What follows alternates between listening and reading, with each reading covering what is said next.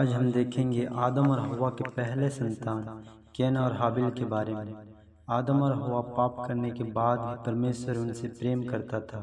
हमें यकीन है कि आदम और हव्वा को अकेलापन महसूस हुआ होगा, क्योंकि इस बड़ी विस्तृत दुनिया में उनका कोई दोस्त नहीं था। लेकिन परमेश्वर ने योजना बनाई कि और भी लोग होने चाहिए, और इसलिए एक दिन उसने आदम और हव्वा को एक छोटा बच्चा दिया, एक शिशु लड़का। इस बच्चे का नाम उन्होंने कैन रखा। वे उससे कितना प्यार करते होंगे हम नहीं जानते। कुछ समय बाद परमेश्वर ने उन्हें एक और छोटा लड़का दिया और उन्होंने उसका नाम हाबिल रखा। जब कैन और उसका छोटा भाई हाबिल समझने लायक बड़े हो गए, तो आदम और हव्वा ने उन्हें महान परमेश्वर के बारे में बताया और बताया कि कैन और हाबिल के जन्म से पहले उन्होंने खुद कैसे परमेश्वर की आज्ञा का उल्लंघन किए थे। वे चाहते थे कि उनके बेटे इस परमेश्वर से प्रेम करें और उसे प्रसन्न करने का प्रयास करें, लेकिन अफसोस पाप एक छोटे से बीज की तरह पहले से ही इन छोटे लड़कों के दिलों में दफन था, जिससे वे शरारती विचार सोचते थे और निर्दयी शब्द बोलते थे, गलत काम करते थे, ठीक वैसे ही जैसे आज छोटे लड़के और लड़कियां करने के लिए लुभाए जाते हैं।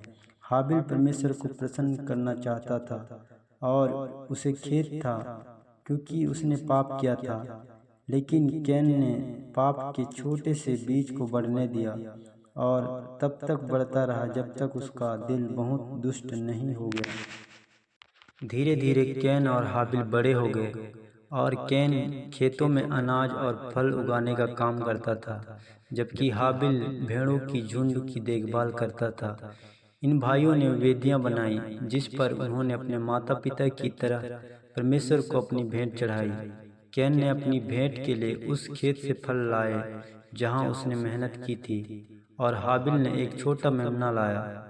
लेकिन कैन की भेंट परमेश्वर को पसंद नहीं आया। जब उसने देखा कि परमेश्वर नाराज है, तो वह बहुत क्रोधित हुआ।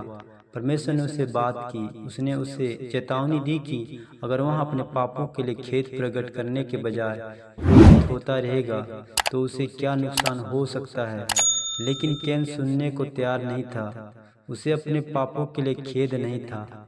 हाबिल ने परमेश्वर द्वारा उसके माता पिता को दिए गए वादे पर विश्वास किया, और जब उसने अपनी भेंट चढ़ाई तो उसने प्रार्थना की और परमेश्वर से अपने पापों को क्षमा करने के लिए कहा।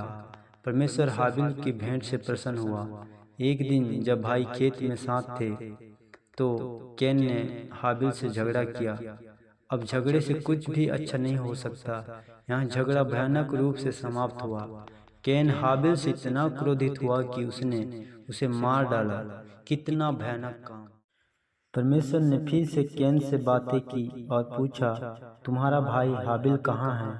कैन ने उत्तर दिया, मुझे नहीं पता। क्या मैं अपने भाई का रखवाला हूँ?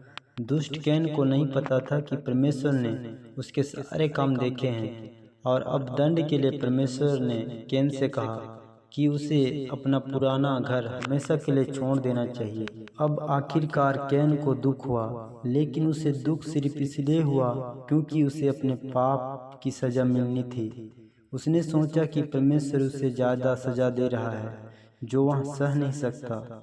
फिर परमेश्वर ने उस पर एक निशान लगाया जिसे सभी देख सकते थे, और उस निशान से वे जान जाएंगे कि परमेश्वर नहीं चाहता कि वे कैन को मारे। इसके बाद कैन दूर नोड नामक देश में भटक गया।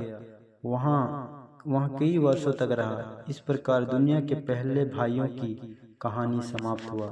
दोस्तों, अगर वीडियो अच्छी लगी हो तो वीडियो को लाइक करें, और यदि चैनल में नए हैं तो चैनल को सब्सक्राइब जरूर करें, ताकि आने वाले नए वीडियो की जानकारी आपको लगातार मिलती रहे। धन्यवाद।